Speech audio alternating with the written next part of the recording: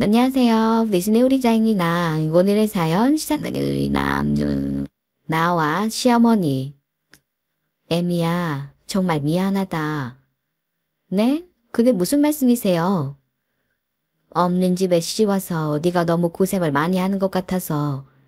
아휴, 오늘 불현듯 네 생각이 났는데 내가 어찌나 눈물이 나던지. 아니, 갑자기 왜 그러세요? 고생 무슨, 제가 뭘 했다고.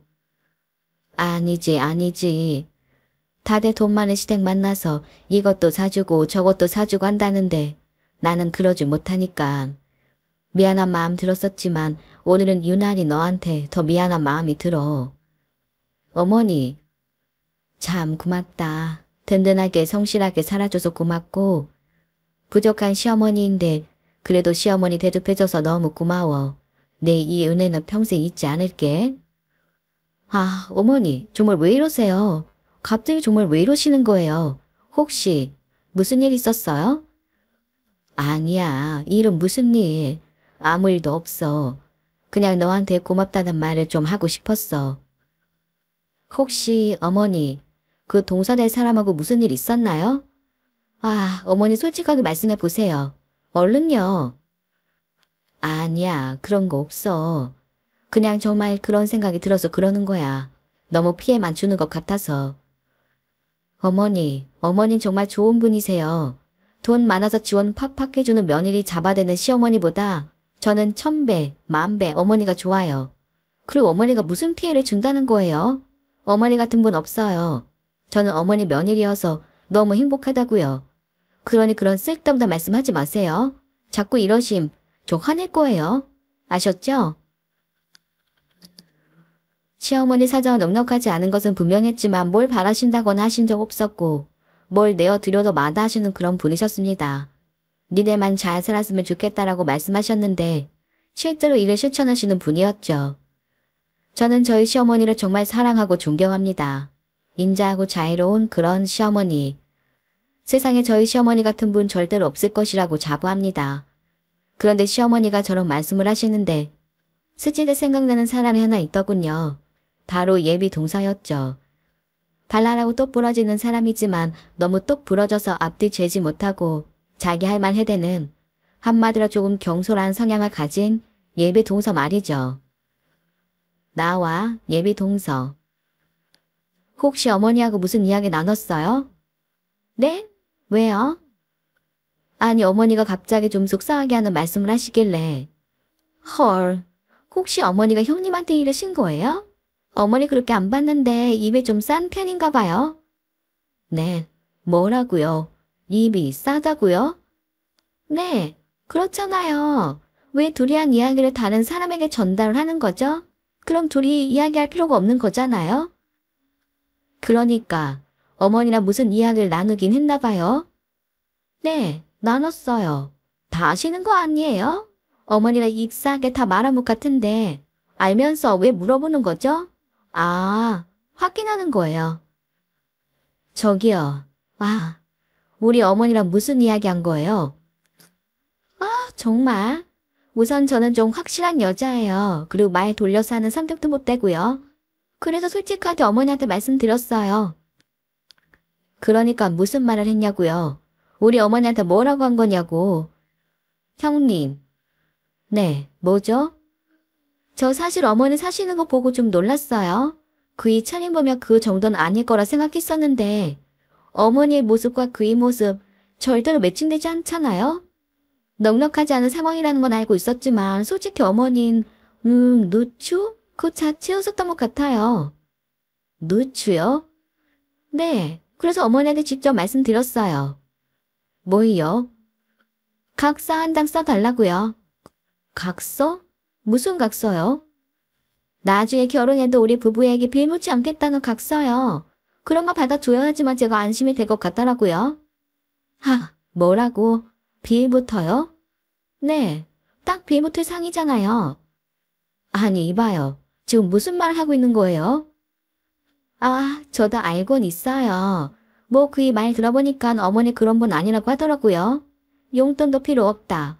그냥 니들만 잘 살면 된다. 그런 분이라고. 그리고 형님한테도 손 벌리지 않는다면서요? 그런데요. 그런데 사람들은 모르는 거 아니겠어요? 마음이 언제 변할지. 늙어봐요. 다 자식들한테 의지하고 싶어지고 그런다니까요. 아마 한번 시작하면 걷잡을 수 없을 만큼 바라게 될 거예요. 제 눈에 딱 보이던데 형님 눈엔 안 보였나 봐요. 아, 정말 이 사람이. 저를 비난하지 말아주세요. 저는 현실을 이야기하는 거예요. 많이 늙어도 돈 달라고 하면 형님 안 줄 수 있어요? 그런데 한번 시작하고 나면 끝까지 책임져야 하는 거라니까요. 애시당초 내가 늙어도 아파도 자식들한테 손 못 벌린다 하고 가기는 시켜줘야죠. 가기는 각서만큼 좋은 게 없고요. 그래서 한 장 써달라고 했어요. 형님 것도 저라 받아들일까요? 분위기 보니까 제가 바라는 항목들 다 적어주실 것 같던데 형님도 이번 참에 보험 하나 들여놓으세요. 정말 언제 변할지 모르는 게 늙은이들이라니까요. 거침없었습니다. 아직 결혼하지 않은 예비 동서일 뿐이었어요. 상견례 마치고 한창 결혼 준비 중이었는데 예비 동서란 사람은 결혼 준비 중에 한 가지를 더 준비하고 있었더군요. 바로 저희 시어머니를 잡으려고 하는. 괘씸했습니다. 분통이 터졌습니다. 그런데 이 일에 대응했다가는 제가 뒤로 넘어질 것 같아 그만두려고 했습니다. 그런데 이미 도 넘은 예비 동서가 다시 한번 도를 넘더군요. 형님, 솔직히 어머니 너무 거지 같지 않아요? 저 사실 상견례 때 얼마나 창피했었는지 몰라요. 자식들한테 피해 끼치지 않으려는 막 아는데 일부러 그러는 건가? 막 동정심 유발하고 그러는 것 같잖아요. 그리고 만일 정말 자식을 생각하는 분이었다면 저와 나눈 이야기 형님한테 말했겠어요? 지금 그분 속에 누군가를 한 100마리 들어가 있는 거라고요. 형님도 결혼한 지 얼마 안 되었잖아요. 10년을 같이 산 것도 아닌데 속아 넘어가지 말아요. 형님, 우리가 힘을 합쳐야 한다고요. 갑자기 아들들이 효자 노릇하려고 드는 순간 덤태인 쓰는 건 바로 형님이랑 저라고요. 우리 확실하게 해서 그 노인의 발끝도 들이지 못하도록 한번 해보자고요. 며느리들끼리 합쳐야죠. 며느리와 시어머니는 저기예요, 저. 야, 너 미쳤냐? 네? 형님, 아니 야라뇨. 아무리 그래도. 왜? 인간 같지 않은 것한테 야라고 좀 했는데 뭐 문제 있어? 이거 완전 도른년 아니야? 네? 뭐라고요? 도른년이요? 형님. 형님이라고 부르지도 마. 너 시점 들어갔어? 아니면 혼인신고했어? 시점 들어가기 5분 전에도 빠그라들 수 있는 게 바로 결혼이란 거야. 아, 참네. 정말 너 웃기는 년이구나. 아니, 아무리 그래도 왜 자꾸 욕을 하고 그래요? 정말 왜 이러세요? 뭐 솔직하게 말하는 것도 죄가 돼요? 솔직? 이건 솔직한 게 아니라 미친 거지. 뭐는 뭐만 보인다더니. 너는 그런 시어머니들만 알아봐. 아니면 네 친구들 시어머니가 다 그러니? 뒤에서 호박씨 까는? 아니, 왜 제 친구들을 비하하고 그러세요? 아, 왜 도련님이 너 같은 거 하고 결혼을 하려고 하는 건지 나도 모르겠는데. 그래. 니들이 결혼하고 니들이 사는 거니까 내가 그거 상관 안 할게. 그런데 넌. 저는요. 너는 우리 어머니 며느리 될 자격이 없는 것이야. 넉넉하지 못하면 다 손 벌린대? 누가 그래? 네가 봤어? 각서? 늙으니? 하, 너는 네 애미애미한테도 그런 식으로 말하니? 뭐라고요? 왜? 네 애미애미라고 하니까 기분 나빠? 똘레님이라고 지금 막말 잔치하나 본데? 결혼해. 잘 해봐. 그러다 너는 시어머니의 독사 같은 쉽사리 당하기 전에 그것보다 더한 게 있다는 것을 알게 될 거야. 지독한 형님살이. 쟤들 형님 대접받고 쟤들을 동생 교육시키는 형님 한번 되어볼 테니까 기대해. 각선 나한테 받았어야지. 엄마는 우리 어머니한테 가서 치료를 떨어. 아, 정말 왜 이러세요? 다금제 당하기 전에 그만 씹으려라. 확 부셔버리고 전에 조용하라고. 그래, 결혼하면 기대해도 좋아. 내가 지옥의 맛을 보여줄 테니까. 너의 그런 마인드라면 나도 준비 단단히 할 것 같네. 오늘부터 궁리해야겠다. 너 잡아먹을 궁리. 얼른 내 동서가 되렴. 맵고 헛간한 형님이 되어줄 테니까. 알았어, 이 싸가지야. 그 후 이야기. 결국 그 미친 것은 제 예배 동서가 되지 못했습니다. 너무 화가 나서 도련님에게 그것과 나눈 카톡 대화를 다 보여주었거든요. 만약 그 카톡을 보고도 결혼을 진행했다면 저는 도련님하고 인연을 끊어버렸을 겁니다. 그런데 인자하고 자애로운 시어머니 밑에서 제대로 상황 판단하는 아들이더군요.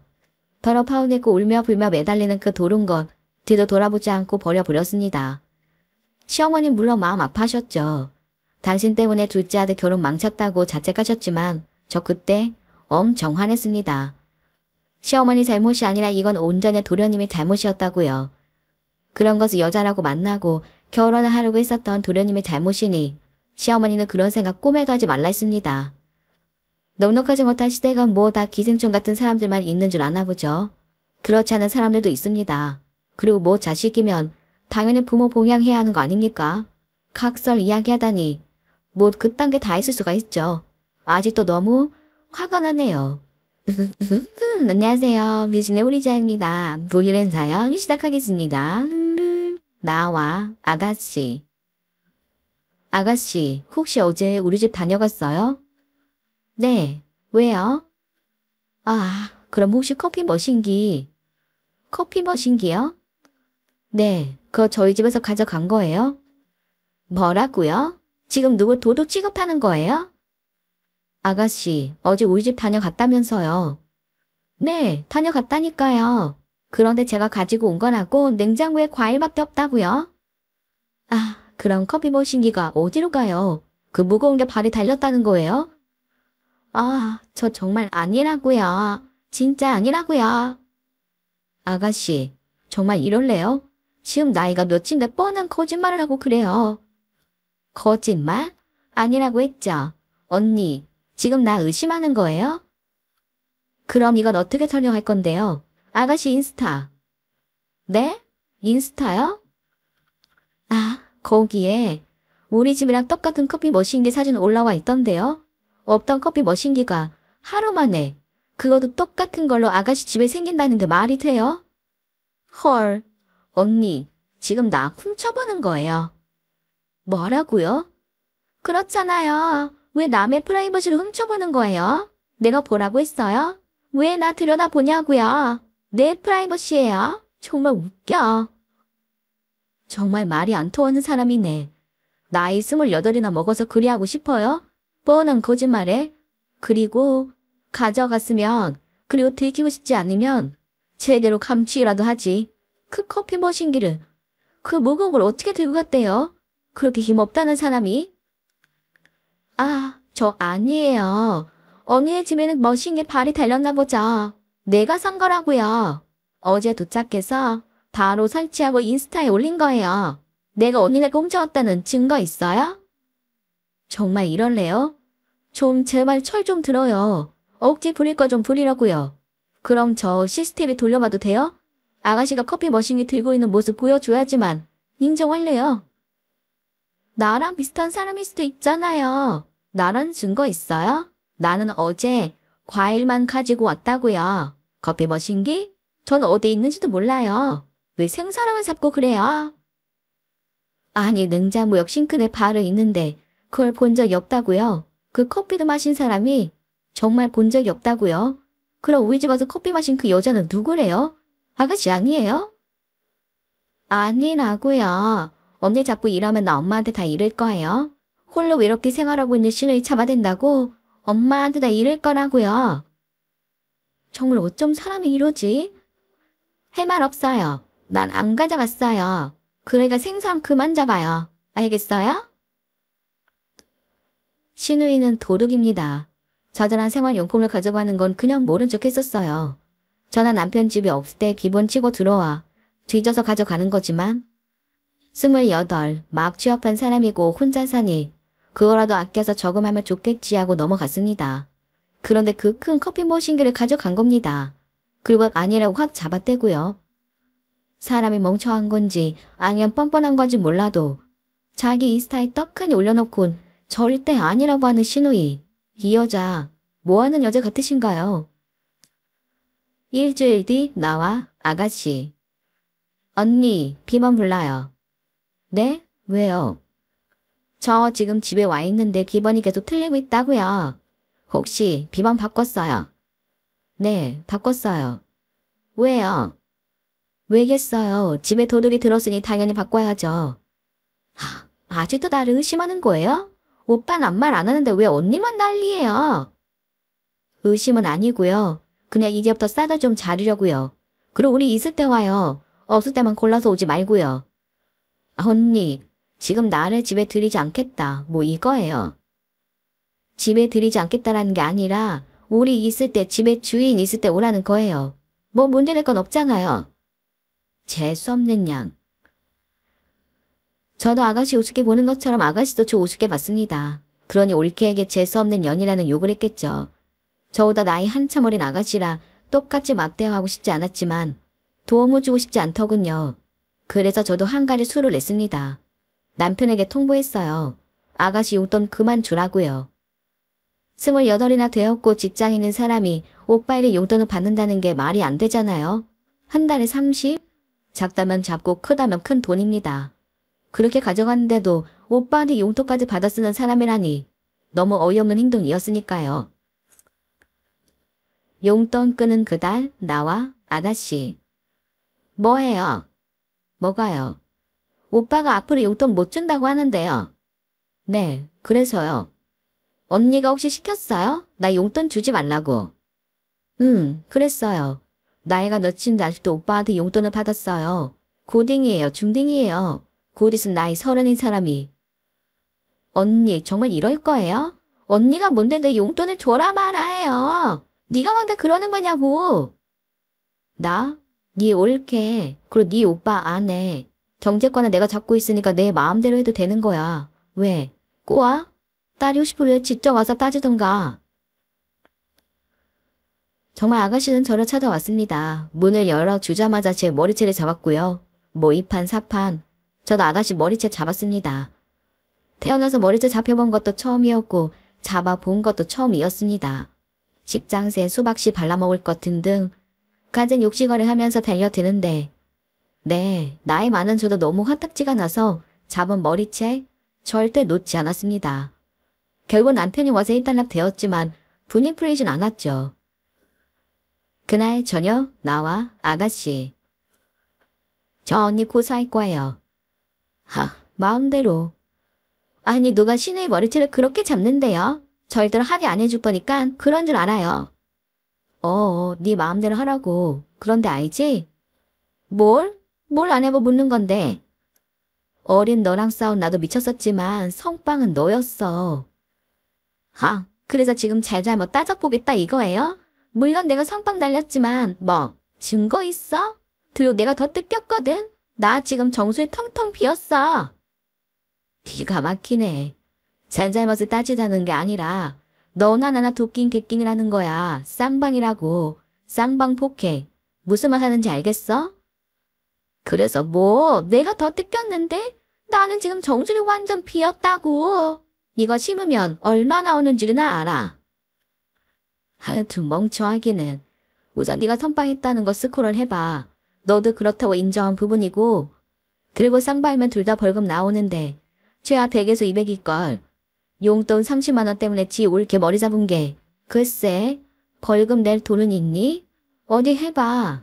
나도 내일 일어나자마자 병원 갈 생각이거든. 네가 머리채 잡았을 때 벽이 부딪힌 건지 지금 머리가 아파. 약간의 뇌진탕이 왔나?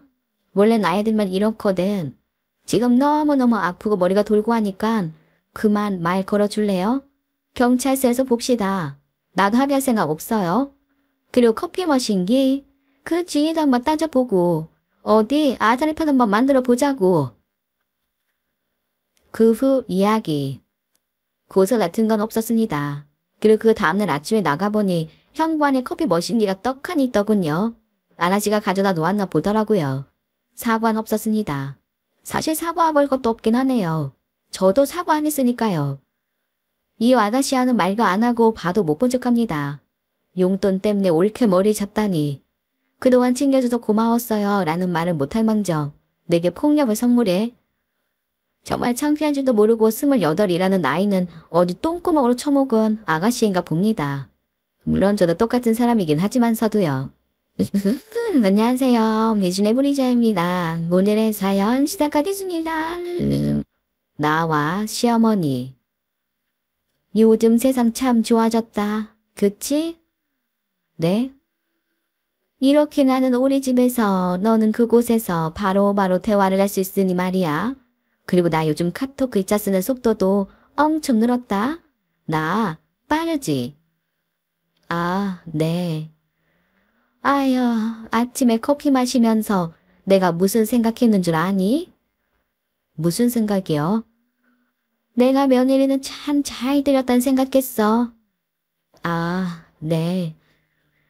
나 지난주에 동창 모임 있었던 거 알지? 네. 다들 며느리 이야기하는데 아유 세상 욕지거린 다 들은 것 같아. 아니 요즘 애들도 아니고 다들 10년 이상 며느리랑 부딪히며 산 건데 아직도 그렇게 서로 으르렁대더라. 아 그래요? 그래 그 말자 아줌마 알지? 그 옆편네 며느리랑 인연 끊었대. 그런데 내가 이야기 들어봐도 말자 옆편네가 그럴만 하더라. 아니 글쎄 말이야. 어머니, 지금 제가 일하는 중이라서요.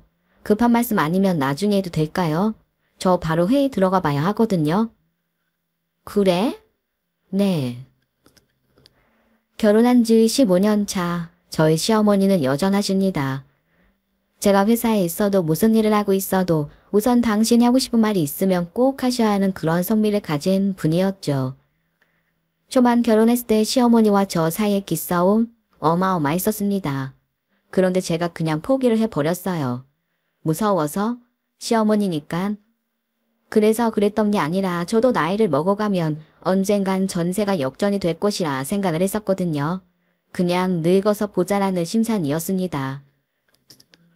과거로 돌아간 시어머니 말들. 너 표정 관리 제대로 안 하니? 어제 네 표정만 생각하면 내가 우라같이 밀어. 며느리 주제에 어떻게 그런 똥 씹은 표정을 지을 수가 있어?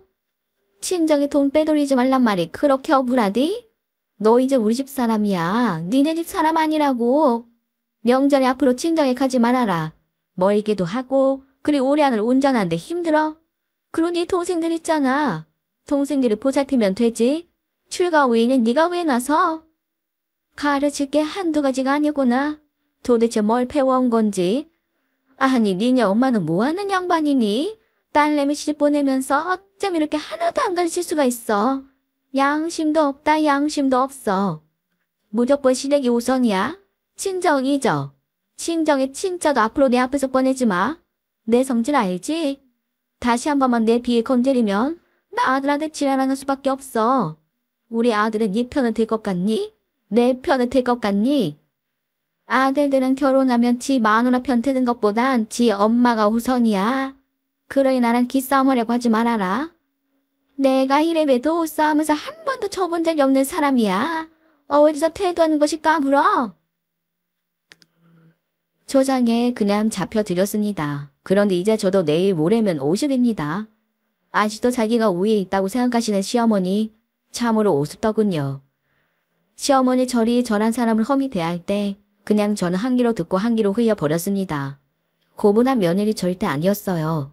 그저 그런 척하고 살았을 뿐이었죠. 현지로 돌아와 그날 저녁 시어머니와 나 너무 서운하다. 네? 아니 아까 내가 한참 말하고 있는데 네가 끊어버렸잖아. 그럼 시간 났을 때 나한테 무슨 말씀이셨냐고 물어봤어야 한 거 아니니? 아, 어머니. 어머니? 아, 그래. 너도 나이 먹었다 이거냐? 그래. 너도 나이 먹었지. 옛날 내 성격 같았으면 벌써 멀스 잡고 뺨딱 올렸겠지만. 그래, 너랑 나랑 함께한 시간이 얼만데 그 정도는 이해할 수 있지. 나 많이 유해졌지? 네, 많이 유해지셨네요. 넘어가는 것도 생기시고. 암튼 아까 내가 하려고 했던 이야기가 뭐냐면 네, 말자 옆편네가 요즘 좀 많이 아프거든. 그래서 며느리한테 물어봤대.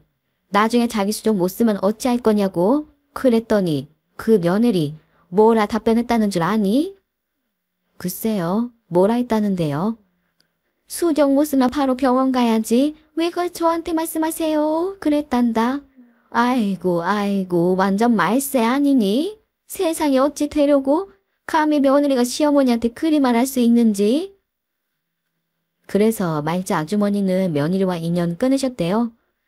그래, 그렇게 했대. 아니, 그런 말을 들었는데 말자 그 옆편의 성격에 가만히 있었겠어?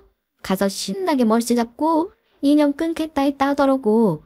그런데도 부하가 나는지 이번 주 주말에 또 찾아갈 거래. 머리채 잡으러. 너는 어찌 생각하니? 네? 뭐가요? 말자 옆편의 행동 말이야.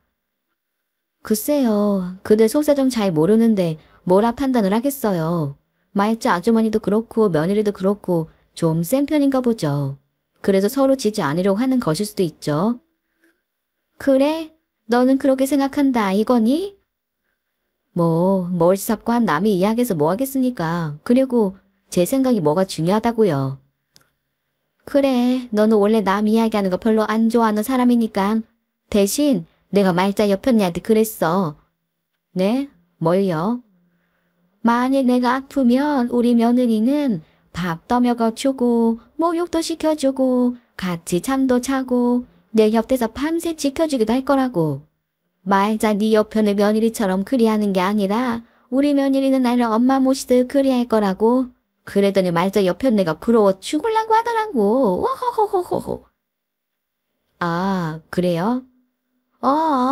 암튼 나는 행복한 시어머니지. 며느리가 고분고분하니까 내 말 잘 들으니까. 그런데 너 그렇게 할 거지? 나 아프면 네 엄마 보살피듯이 그리 할 거지? 어머니. 저희 어머니 몇 해 전부터 누워 계신 거 모르세요? 그런데 제가 어디 친정에 가나요? 뭐라고? 아니 어머니가 계속해서 저희 엄마 모시듯 그리한다 하시니까 저희 엄만 제 동생들을 다 보살피고 있어요. 저는 하는 게 아무것도 없거든요. 동생 처들이 저희 엄마에게 참 잘하더라고요. 그래서 지금 뭘 말하고 싶은 거냐? 어머니 아파지면 말자 아주머니 말씀대로 좀 못 쓰시는 상황 오면 어머니 딸이 보살피겠죠. 제가 아니라요. 아니면 사이가 아려나? 저는 저희 친정 엄마에게 불효녀이거든요. 정말 아무것도 하지 않습니다.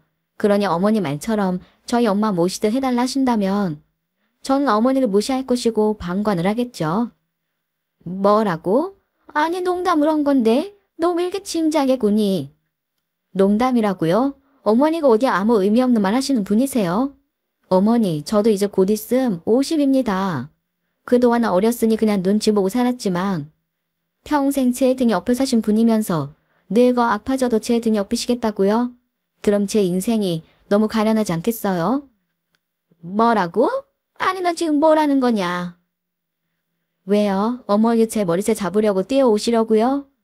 어머니 요즘 폭력 휘두르면 큰일 나는 세상이에요.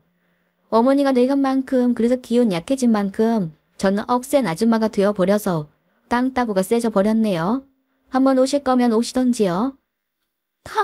내가 기가 막혀서 네가 지금 카톡이라고 막말을 하나 본데. 어머니 그만하세요. 그동안 하셨으면 되었잖아요. 이제 억지도 좀 그만 부리고 며느리라고 해서 하대하는 것도 그만하시라고요. 건드리지 않으면 문제 없잖아요. 그러니 건드리지 마시라고요. 아셨어요? 그 후 이야기.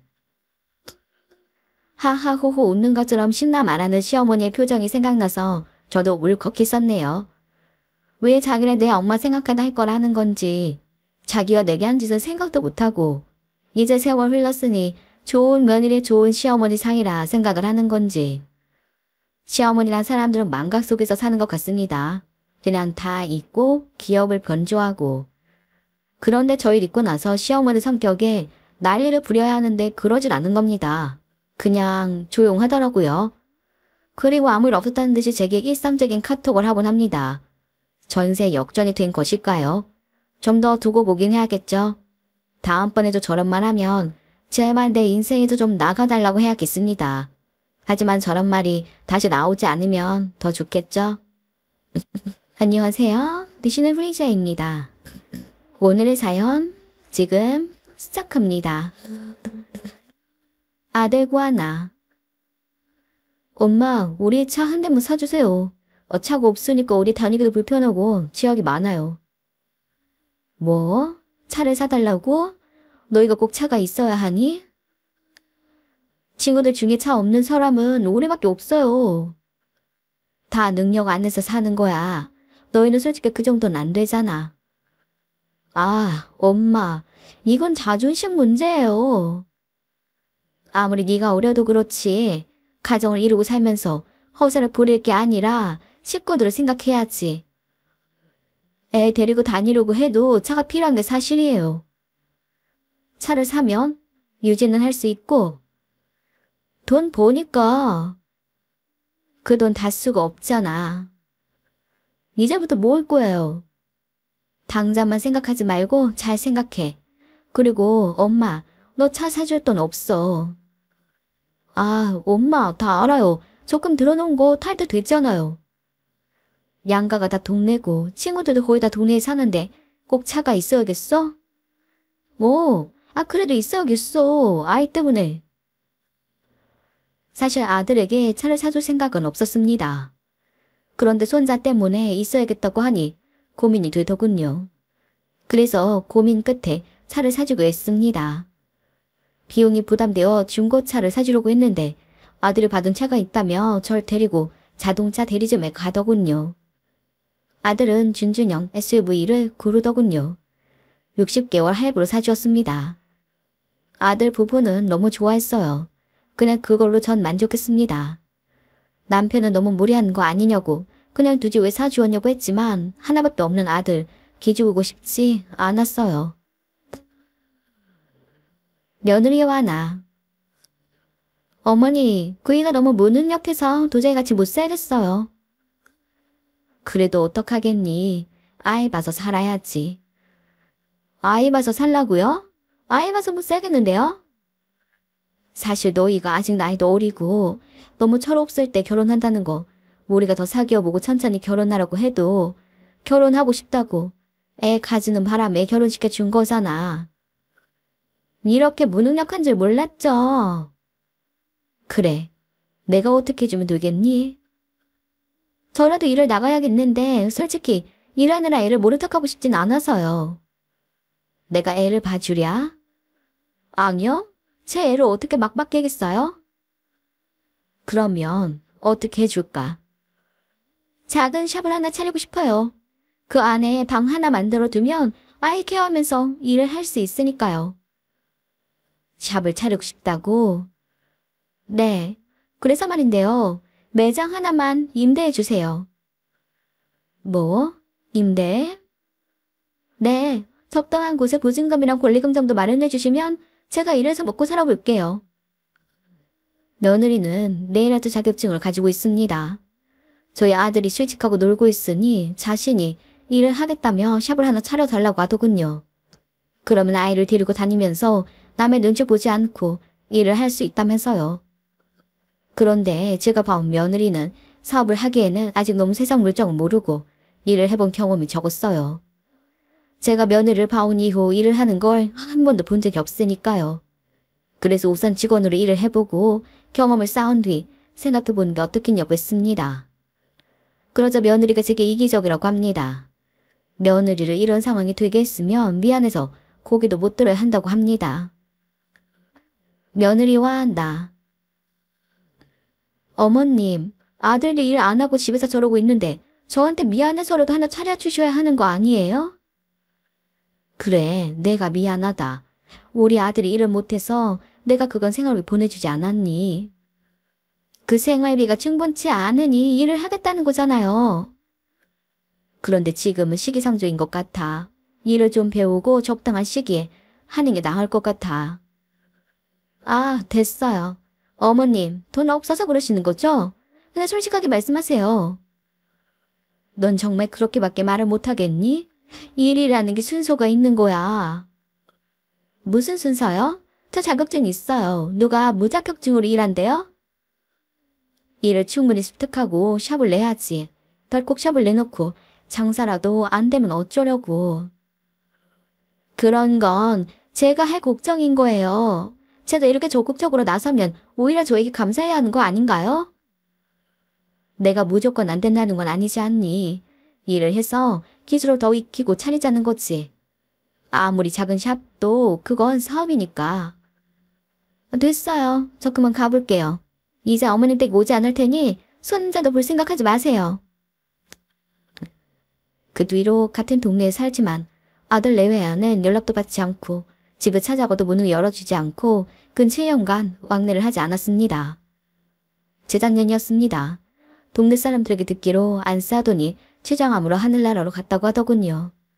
아들 내외는 그런 중요한 얘기도 해주지 않았습니다. 그런데 사람이 도리라는 게 있는데 모르면 몰랐지 부고를 듣고도 가보지 않는 건 도리가 아닌 것 같아 장례식장에 갔습니다. 안싸돈의 장례식장에서 며느리와 나. 여기가 어디라고 오세요? 저희는 어머님 아버님께 알리지도 않았는데 왜 오셨어요? 그래도 안싸돈이 돌아가셨다는데 와보는 게 인지상정이지. 저희 엄마도 두 분께 인사받는 거 불쾌하실 거예요. 뭐라고? 며느리 너? 그러니 그냥 가세요. 안 그러면 경찰 부를 거예요. 대체 너 왜 이렇게까지 하니? 그렇게 우리 아들이 불만이면 칼 나서던가. 어머니, 지금 손자를 아비 없는 자식을 키우라는 거예요? 내가 알기론 이제 우리 아들이 남편 노릇, 아버지 노릇 하는 걸로 알고 있는데 대체 언제까지 이럴 거야? 그 사람이 이제 제 노릇 한다고 제가 어머니께 마음 풀어야 하나요? 그래, 네가 서운했을 순 있어. 하지만 내 입장에서도 그땐 그 큰 돈을 덜컥 내어주기에 무리가 있다고 생각이 들었어. 그때 참 냈으면 진작에 편하게 살았을 텐데 진짜 그건 어머님 때문에 얼마나 개고생했는 줄 아세요? 그렇게까지 말해야겠니? 남의 샵에서 일하는 게 보통 있는 줄 알아요?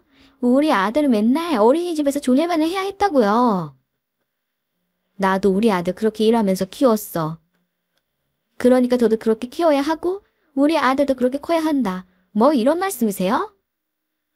그렇다는 게 아니라 분수에 맞게 살아야 한다. 뭐 그런 거지. 하!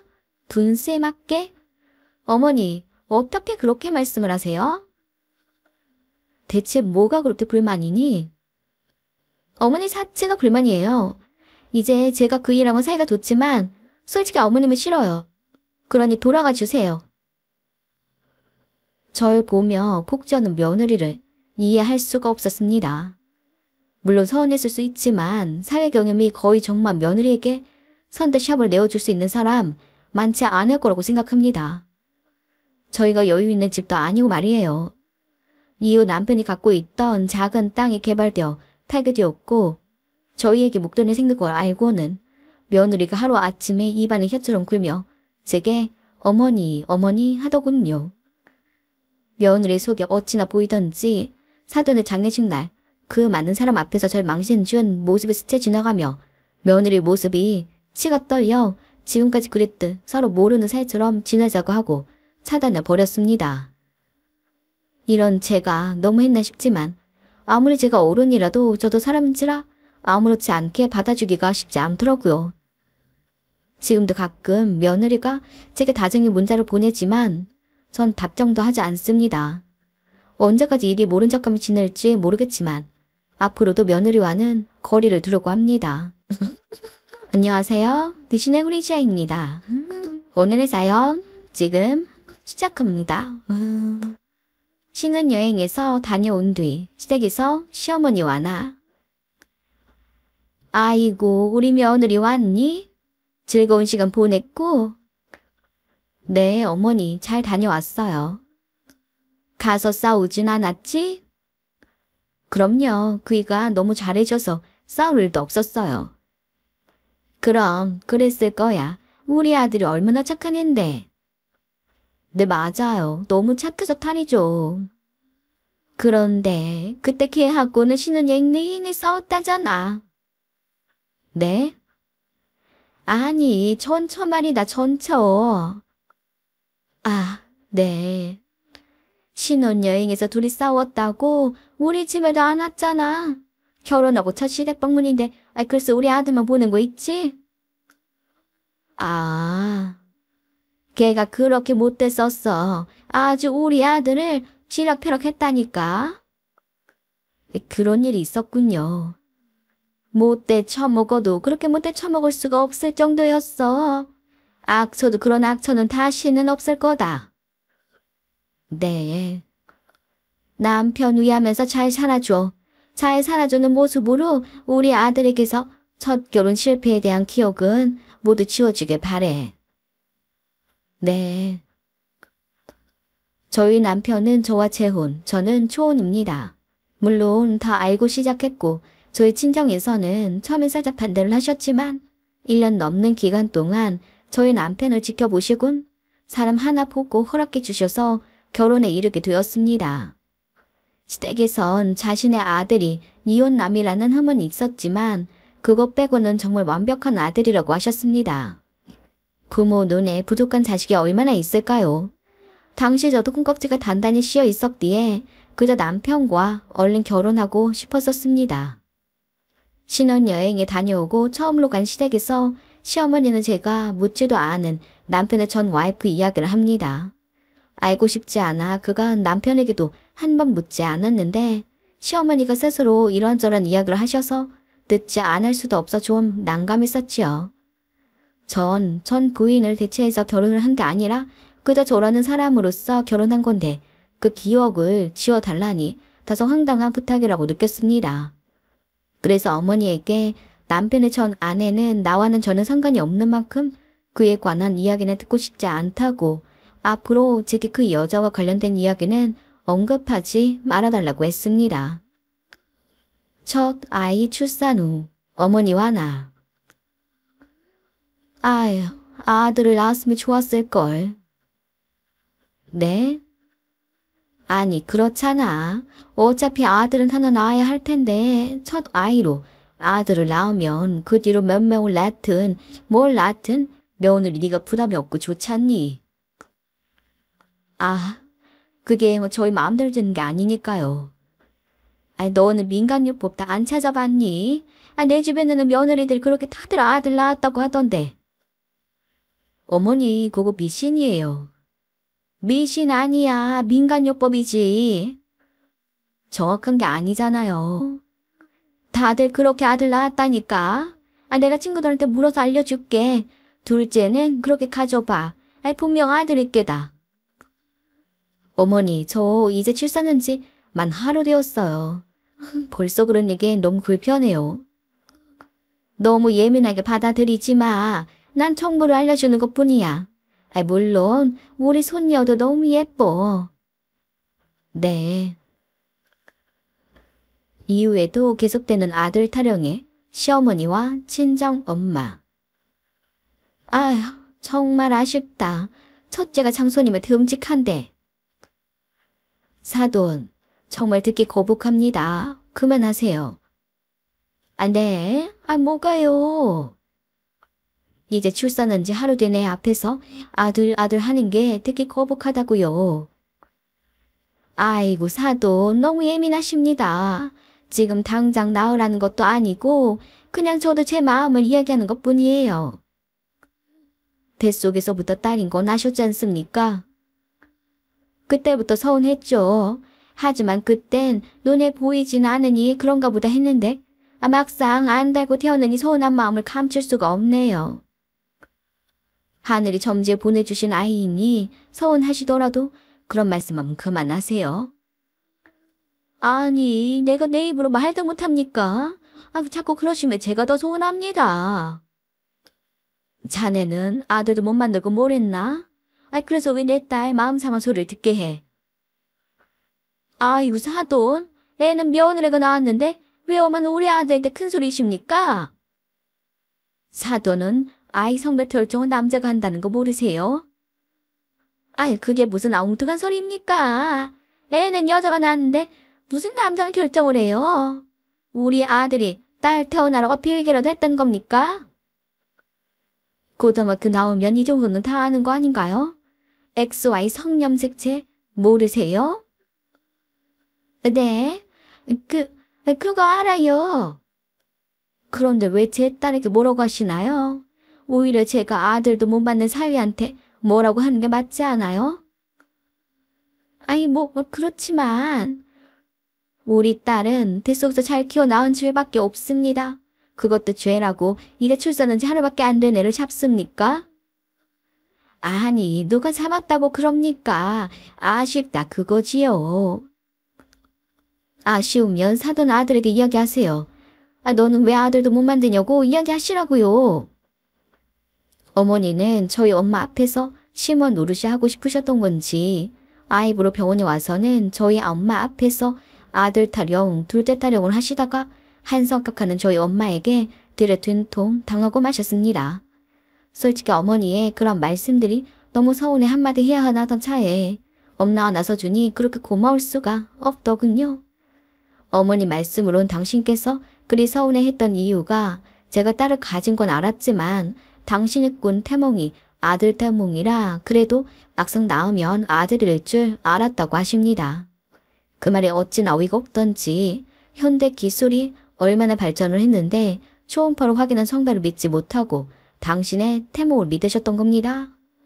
제 입장에선 어머니의 말씀과 반응들이 서운하긴 했지만 저희 엄마에게 한방 먹은 시어머니를 보고 있자니 그냥 손자를 바라던 어머니의 마음을 귀엽게 봐드리기로 했습니다. 둘째 임신 후 시어머니와 나.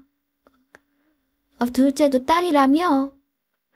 네, 딸이에요. 아이고, 세상에나 만상에나. 아니, 어쩐다고 또 딸이니? 글쎄요. 그 얘기 물어보세요. 뭐? 어머니 벌써 잊으셨어요? 남자가 성별을 결정한다는 것을요. 너 지금 안사돈처럼 나한테 한마디 하는 거니? 그럼 이미 뱃속에 아이가 딸인데 어쩌라고 그런 말씀 하시는 건데요? 누가 어쩌래? 그러면 그냥 받아들이세요. 속 터져. 어머니 작은 딸도 딸만 셋 낳았잖아요. 저한테 작은 시누이 쪽 사돈 어른께서 아들 거린다고 속상하다고 하시더니 어머니도 똑같은 거 아세요? 아유, 내가 너한테 바라지 말아야지. 됐고, 이렇게 된 이상 난 장손 데리고 와야겠다. 네? 뭐라고요? 내가 첫 며느리를 좋아하진 않지만 딱 하나 마음이 든 게 첫 아이로 장손 나온 거였어. 어머니, 지금 무슨 말씀 하시는 거예요? 말귀 못 알아듣니? 단어 하나하나 귓구멍에 박히게 말해주랴? 어머니. 그래. 넌 둘째 딸 찰나 알아. 난 우리 장손 찾아올 테니 그렇게 알아. 데리고 오셔서 어쩌시려고요? 어쩌긴? 키워야지. 네가 자초한 일이야. 그것만 알아둬. 제가요? 제가 뭘 어쨌게요? 아들 못 낳았으니까. 어머니 정말 너무하다고 생각하지 않으세요? 너야말로 너무한다. 하다 못해 네가 죄라도 지으냐 미안했으면 내 마음이 이러진 않지. 딸만 둘 낳으면서 뭐가 그렇게 당당해?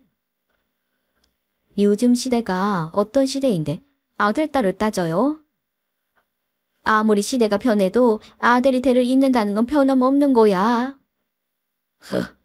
이미 양육권이만 뭐며 다 정리된 걸로 아는데 어떠시려고 그래요? 전 못 키워요.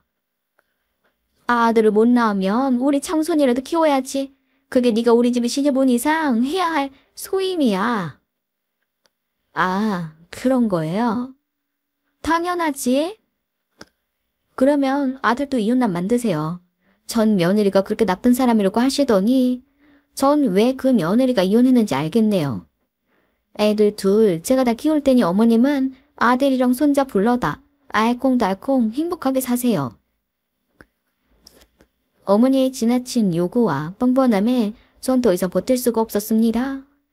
나이가 있으니 부모님 세대들은 그럴 수 있다고 100번 1000번 이해하려고 했지만 임신을 해 제가 예민해서 그런지 도저히 받아들일 수가 없더군요.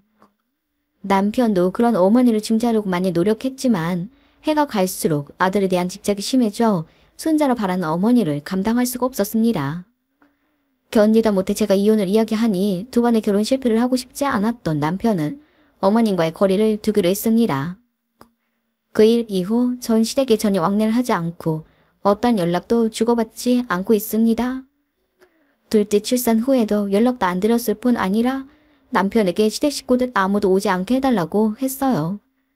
차라리 너무 마음이 편하더군요. 남편에게는 시댁 식구들도 가족인 만큼 남편까지 저러내라 뭐 그럴 생각은 없습니다. 하지만 전 앞으로도 고지 않고 지내려고 합니다. 제 두 딸을 사랑해주지 않으시는 것도 속상하지만 만에 하나라도 셋째를 가졌을 때 아들이라 하면 언제 그랬냐는 듯이 반기면 더 화가 날 것 같거든요. 그렇기에 지금의 이 거리를 유지하며 각자 살아갈 것입니다. 안녕하세요. 신의 후리자입니다. 오늘의 사연 지금 시작합니다. 시어머니와 나 내일 너희 동네로 이사 간다. 네? 저희 동네로요? 우리 손자가 보고 싶어서 안 되겠어. 아버님 돌아가시고 어머니께서 외롭다고 하셔서 저희가 한 달에 3-4번씩 찾아뵙고 있었는데요. 아니, 매일 보고 싶어. 너희가 자주 와도 마음이 외로워. 아, 네. 내가 매일 애 봐주마. 어머니, 제가 저희 친정 동네에서 살고 있잖아요. 그런데 어머니께서 처음부터 애는 못 봐주신다고 하셨고 엄마는 아이를 봐주시겠다고 하셔서 임신하면서 이 동네로 이사 온 거거든요. 그래서 도움이 필요할 때는 아이는 엄마가 봐주고 계세요. 내가 보면 안 되니? 물론 꼭 안 된다는 건 아니지만 말씀은 드려야 해서요. 너 곧 직장도 다시 나가야 하잖아. 네, 안 그래도 육아휴직도 거의 끝나가서 아이가 저희 엄마랑 긴 시간 보내는 연습도 하는 중이라서 양육자를 갑자기 바꾸기가 그래요. 예, 그런 얘기 나중에 하고 아무튼 내가 이사 간다는 것만 알아둬라. 제가 결혼했을 당시에 시댁에는 시부모님과 시누이가 한 명 있었습니다. 그런데 결혼하고 얼마지 않아 시아버지께서 지병을 갖게 되셨고 2년 정도 앓다 그만 시누이의 결혼은 한두 달 남긴 시점에서 돌아가시게 되었습니다. 당시 시어머니가 많이 슬퍼하고 힘들어 하셨습니다. 게다가 시누이까지 결혼을 해 출가를 하고 나니 집에 계시면서 혼자인 시간들이 많이 힘드셨나 보더군요. 매일 제 남편에게 전화를 해 외롭다며 주말마다 집에 오라고 하셨고 평생을 함께한 남편을 잃은 그 마음 다는 이해할 수도 가늠할 수도 없었기에 어머님의 그 상황이 안타까워 저희는 최대한 주말이면 시댁에 가 어머님과 시간을 보내었습니다. 절대 애는 봐주지 않겠다는 말씀을 하시던 어머님이었는데 막상 손자를 보니 또 그렇지도 않으셨나 봅니다. 갑자기 저희 아이 8개월 때 어머니께서 살고 계시던 집을 팔고 저희 집 근처로 이사를 오셨습니다. 저희에게 상의도 없어 깜짝 놀랐어요. 이미 계약도 다 한 상태라서 어쩌겠습니까? 그렇게 저희 집과 친정 엄마, 시어머니와의 이웃생활이 시작되었습니다. 이사 후 어머니와 예, 사돈 처녀가 동네에서 카페를 하더라. 왜 말을 안 했니? 네. 어떻게 아셨어요? 어떻게 알긴. 커피 사러 갔다가 사돈 처녀 보고 깜짝 놀랐네. 그래서 내가 탄골하기로 했어. 그러셨구나. 감사해요. 커피가 좀 밍밍한 것 같긴 한데 그래도 가족이니 기왕이면 한 잔이라도 팔아줘야지. 네. 그나저나 이것 좀 먹어봐라. 네? 그게 뭐예요? 내가 아침에 한 국이야. 우리 아들 좋아하는 거라서 가지고 왔어. 감사해요. 저녁은 해결되었어요. 메인 일이 하나만 하면 되겠다. 그래, 서로 가까이 사니 좋지? 네, 그렇네요. 이 동네 생각보다 좋더라. 물론 낯선 곳이지만 너도 사돈도 사돈 처녀도 다 한 동네 있으니 그냥 마음적으로 의지가 돼. 그러세요? 그러면 다행이에요. 그래, 아무튼 난 이제 간다. 내일 또 올게. 제 동생은 동네에서 카페를 합니다. 어머니께서 제 동생의 카페를 가셨다니 괜히 걱정이 앞섰습니다. 사람 좋아하고 오지랖 넓은 어머니께서 괜히 제 동생에게 쓸데없는 말이나 행동을 하실까 지레 걱정이 되어 말씀을 안 드렸는데 제 걱정과 달리 별일은 없는 듯 했습니다. 그런데 아는 척 참견하기 좋아하는 어머니는 동네에 익숙해지면서 동네 마트며 미용실이며 옷가게며 가시는 곳마다 자신이 저희 엄마와 사돈지간이라고 저 카페가 자신의 사돈처녀가 하는 곳이라고 하며 동네 방네 떠들고 다니는 바람에 이제는 동네에서 어머님을 모르는 사람이 없다고 하네요. 저야 아이 낳기 전까지 회사 다니고 지금은 육아하느라 그 집에만 있다 보니 동네에 아는 사람이 그리 많지는 않다지만 엄마와 동생이 좀 난감한 것 같았습니다. 어머니와 나. 어머니, 부탁드릴 게 있어요. 부탁? 아니 무슨 부탁? 어머님께서도 이 동네에 사시니 제가 이해는 하는데요. 뭐? 이해? 아 대체 뭘? 동네 여기저기에 저희 엄마와 사돈이라고 말씀하시는 바람에 저희 엄마가 얼굴을 못 대고 다니겠대요. 아이 그게 무슨 말이냐? 어머니, 몰라서 돼 물으세요? 모르겠는데? 대체 뭐가 문제니? 정육점에 가서도 저희 엄마와 사돈이라며 고개 더 달라고 하셨다면서요? 누가 말도 안 되게 더 달라든 서비스를 더 줄 수 있는 만큼 더 얹어 달라는 거지. 그곳이 저희 엄마랑 무슨 상관이라고 그러세요. 나야 이 동네 온 지 얼마 안 되었지만 내가 너희 엄마와 사돈지간인 거 알면 동네 장사하는 사람들도 나한테 뭐 속이거나 그러진 못할 거 아니야. 그분들이 어머님을 속이긴 뭘 속이겠어요. 그거야 모르는 거야. 원래 100g씩 속이면서 파는 거야. 원래. 아, 그리고 미용실 건도 그래요. 미용실? 거기는 왜? 염색 컬러 마음에 안 든다고 그냥 다른 색으로 바꿔달라고 하셨다면서요. 그거 미용사가 추천하는 색으로 염색을 했는데 하고 나오면서 사돈을 만났어. 그래서 사돈한테 이 색이 나한테 별로인 것 같은데 사돈 생각은 어떠냐고 물어봤더니 사돈도 나랑 생각이 같다더라고. 그래도 이미 어머님이 선택을 하신 거잖아요. 미용사가 전문가이니 알아서 추천을 잘 해줬어야지. 아, 그렇다고 공짜로 다시 다 해달라고 해요? 우리 사돈이 이상하다더라. 그러네 다시 해달라고 했어? 아, 그게 왜? 어머니 제발 부탁인데 저희 엄마 좀 그만 팔고 다니세요. 말이야 바른 말이지. 사돈이 이 동네 오래 사셔서 모르는 사람이 없더라. 그래서 사돈 이야기 꺼내면 웬만하면 다 상황이 정리가 돼. 어머니 때문에 저희 엄마가 동네를 못 나가겠대요. 나 때문에? 사돈이? 대체 왜? 진짜 모르시겠어요? 내가 뭘 어쨌다고. 어머니께서 온갖 진상 부릴 때마다 저희 엄마를 팔아대니 동네 사람들이 저희 엄마한테 대체 사돈이 왜 저러냐면서 원망을 한다잖아요. 어머. 아이 사람들 정말 웃기네. 내가 대체 뭘 어쨌다고. 어머니, 지금 이 순간 이후로 한 번만 더 저희 엄마 팔고 다니면 저 가만 안 있어요. 사돈 사는 동네에 따라왔으면 조용히 지내실 곳이지 하루도 두 번씩 대체 왜 이러세요. 너 진짜 말 웃기게 한다. 내가 이 동네에서 알아서 살겠다는데 네가 왜 난리야? 저희가 이사 오라고 한 것도 아니고 어머님은 잘 지내시겠다고 오셔서 저희 가족에게 피해를 주시니까요. 피해 입은 사장님들 다 찾아다니면서 대신 사과드리고 어머니가 저희 친정 건너 저는 상관이 없으니 앞으로는 절대 어떤 편의도 봐드리지 말라고 할 거예요. 뭐? 며느리 너? 더 이상 할 말 없어요. 자꾸 이러시면 저 어머니가 연락 차단하고 저희 엄마 모시고 다른 지역으로 가버릴 거예요. 어머님은 전세로 저희 동네로 이사를 오셨기에 남은 전세 기간에도 크고 작은 소란을 일으켰습니다. 하지만 전 철저히 외면을 했고 뒷수습은 남편을 몫이었죠 이후 전세 기간 만료가 되었고 남편의 적극적인 뒤처리로 어머님은 다시 예전 동네로 가셨고 어머님과 저 그리고 저희 친정간의 소리 없는 전쟁은 2년 만에 마무리가 되었습니다. 외롭다며 저희 동네로 이사를 오셨던 어머님은 길은 동네로 돌아가시고 남자친구를 만드셨다고 하네요. 그리고 나자 저희에게 외롭다는 말씀도 없고 연락도 거의 하지 않으시고 오라가라 하지도 않으십니다. 자식을 나눠 가진 사돈, 세상 그 누구보다 가까울 수 있는 사이지만 가까워지기 어려운 사이라는 생각도 듭니다. 서로 적당히 거리를 두고 만남을 최소화하는 게 양가 모두 평화로운 것 같습니다. 오늘의 이야기 어떠셨나요? 흔한 듯 흔하지 않은 우리들의 이야기. 지금까지 배신의 후리자였습니다.